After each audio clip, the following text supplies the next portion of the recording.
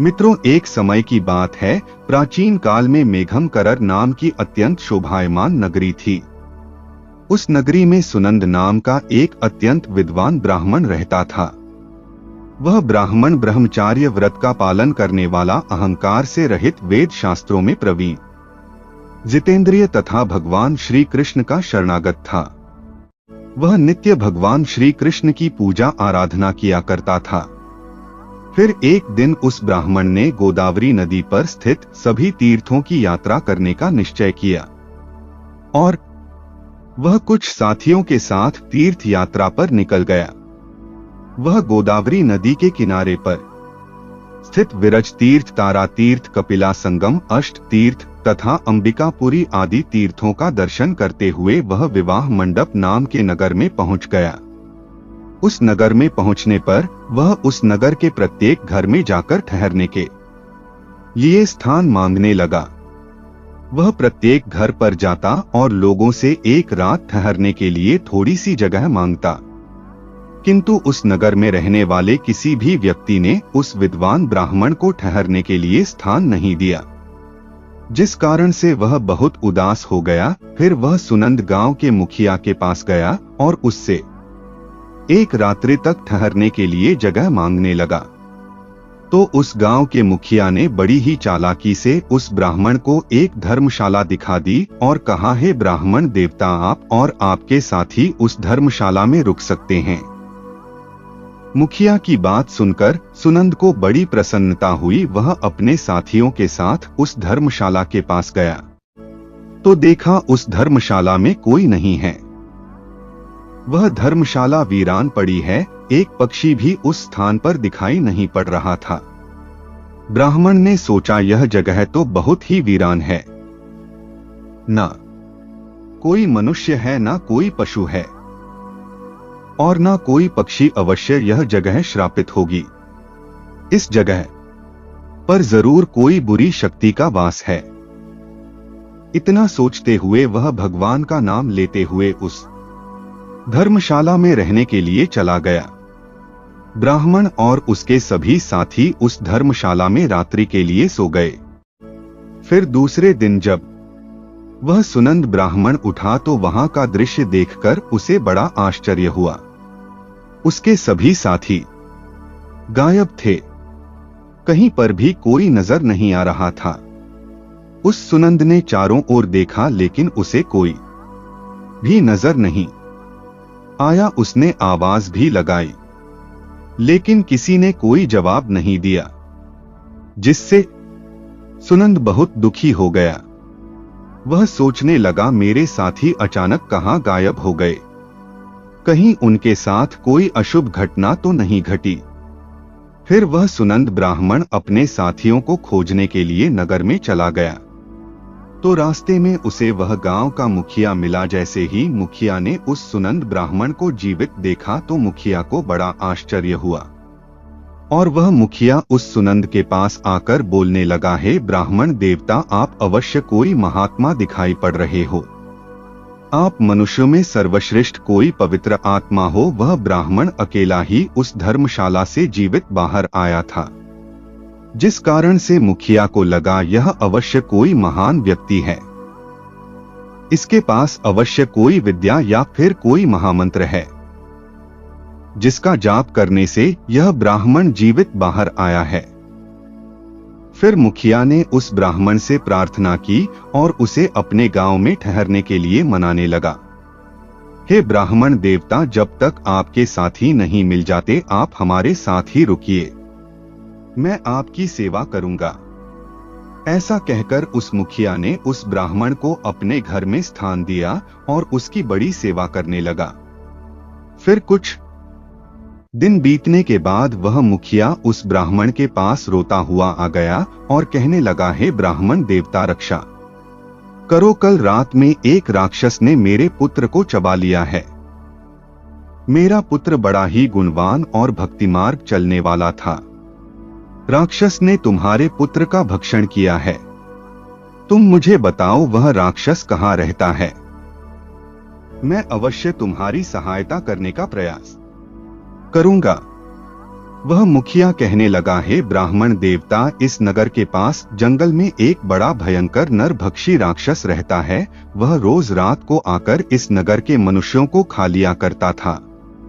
फिर एक दिन समस्त नगरवासियों ने उस राक्षस से विनती की कि वह इस नगर के लोगों को ना खाएं, हम तुम्हारे लिए भोजन की व्यवस्था कर देते हैं।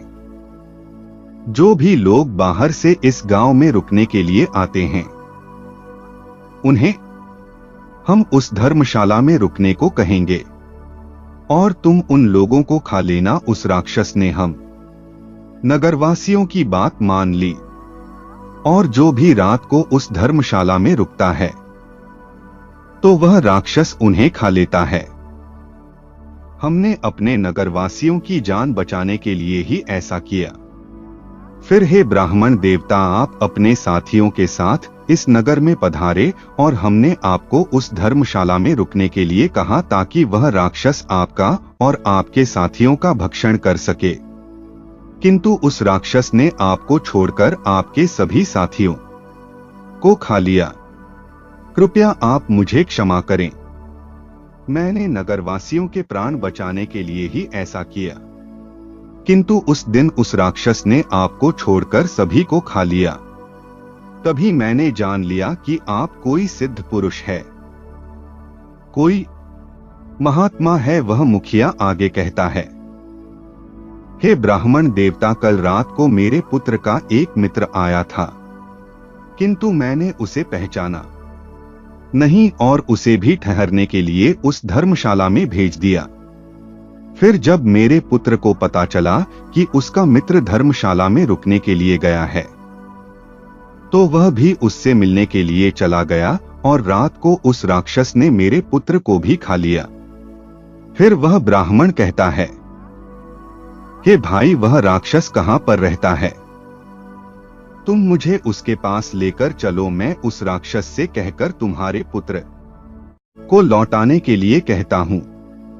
फिर वह मुखिया उस ब्राह्मण को लेकर उस जंगल में चला जाता है जहां पर वह महाभयंकर दुष्ट राक्षस रहता था।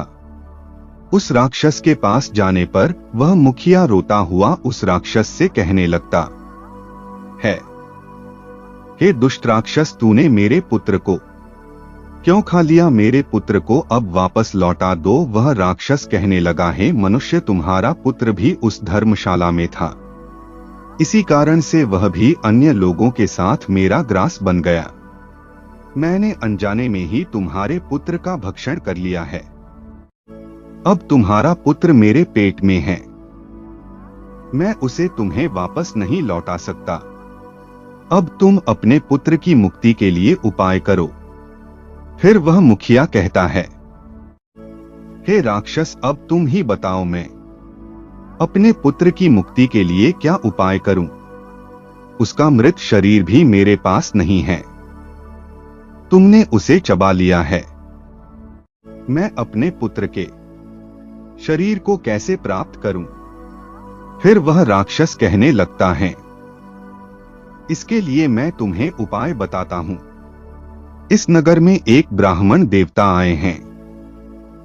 उस रात वे एक मंत्र का जाप कर रहे थे, जिस कारण से मैं उन्हें खा ना सका। यदि वह ब्राह्मण देवता आकर मेरे ऊपर उस मंत्र का जाप करके जल छिड़क दे तो मुझे इस राक्षस के शरीर से मुक्ति मिल जाएगी और तुम्हारे पुत्र का शरीर भी तुम्हें मिल जाएगा। तब उस मुखिया के साथ खड़ा वह सुनंद ब्राह्मण कहने लगता है, हे राक्षस, वह ब्राह्मण मैं ही हूं जिसे उस रात तुमने नहीं खाया। फिर वह राक्षस उस सुनंद की ओर देखता है और प्रणाम करते हुए कहता है, हे ब्राह्मण देवता, आपके दर्शन करके मैं धन्य हुआ। कृपया आप मुझे इस श्राप से मुक्ति दिलाओ। मैंने इस राक्षस का शरीर धारण करके बहुत पाप किए हैं। तब वह ब्राह्मण कहता है, हे राक्षस, तुम मुझे बताओ किस कारण से तुम्हें यह राक्षस का शरीर प्राप्त हुआ है। तब वह राक्षस कहने लगता है, पहले के समय में मैं एक किसान था। इसी नगर के पास में मैं खेती किया करता था। एक दिन मेरे खेत के पास में एक गिद्ध एक जीवित मनुष्य पर हमला करके उसे खाने लगा था। तभी उस स्थान से एक तपस्वी जा रहे थे। उन्होंने इस दृश्य को देखा तो वे दूर से ही उस मनुष्य को बचाने का प्रयास करते हुए उसके पास आ गए। तो वह गिद्ध उस मनुष्य को उठाकर आकाश में उड़ गया। उस तपस्वी को मेरे ऊपर बहुत गुस्सा आ गया और उन्होंने मुझे श्राप देते हुए कहा, अरे दुष्ट पापी मनुष्य, तेरे सामने वह गिद्ध उस कमजोर मनुष्य को खा रहा था, किंतु तूने उसकी सहायता नहीं की। तू तो नरक में जाने के ही योग्य है। जो मनुष्य समर्थ होकर भी दीन तथा भयभीत लोगों को कष्ट में देखकर भी उनकी सहायता करने नहीं जाता, उसे यमदूत कुंभीपाक नरक में गिराते हैं। जो शक्तिशाली होकर भी चोर आदि के चंगुल में फंसे हुए मनुष्य को नहीं छुड़ाता, वह नरक में पड़ता है और दूसरे जन्म में भेड़िया बनता है। जो बाघ, सर्प, राक्षस, भूत, बेताल आदि के द्वारा घायल हुए मनुष्य की सहायता नहीं करता, उसे हत्या का ही पाप लगता है। अरे दुष्ट, तू उस मनुष्य की मदद कर सकता था, किंतु तूने नहीं की, इसीलिए तू भी महापापी ही है। इसीलिए मैं तुझे श्राप देता हूं कि तू राक्षस हो जा। उस तपस्वी के द्वारा मुझे श्राप दिए जाने पर मैं बहुत घबरा गया और मैंने उन तपस्वी से क्षमा याचना की। मैंने कहा, हे तपस्वी, मेरा ध्यान खेत की रक्षा करने में था, इसीलिए मेरा ध्यान उस पर नहीं था। मैंने जानबूझकर ऐसा नहीं किया है, कृपया आप मुझे क्षमा करो। तब उस तपस्वी ने मुझे क्षमा कर दिया और कहा, जब कोई सिद्ध ब्राह्मण मंत्र का जाप करके तुम्हारे ऊपर जल छिड़क देगा, तब तुम्हें इस राक्षस के शरीर से मुक्ति मिलेगी। राक्षस के द्वारा इस प्रकार से कहने पर उस ब्राह्मण देवता को सारी बात समझ में आ गई और उस ब्राह्मण देवता ने अपने हाथ में जल लिया और उस दिव्य मंत्र का उच्चारण किया और वह जल उस राक्षस पर छिड़क दिया। शरीर पर जल पड़ते ही वह राक्षस जमीन पर गिर पड़ा और उसका शरीर उसी क्षण नष्ट हो गया और उसके अंदर से सभी मृत लोगों का शरीर बाहर आ पड़ा। उसमें उस मुखिया के बेटे का भी शरीर था। उस मंत्र के प्रभाव से उस राक्षस को और उसके पेट के अंदर के सभी मनुष्यों को एकदम से मुक्ति मिल गई और सभी दिव्य विमानों में बैठकर विष्णु लोक को जाने लगे।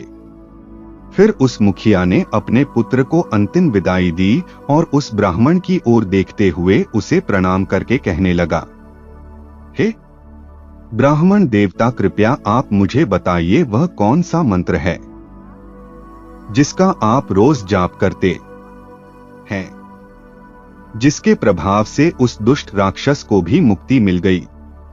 वह ब्राह्मण कहने लगता है, हे भाई, यह मंत्र मुझे मेरे गुरु के द्वारा प्राप्त हुआ है।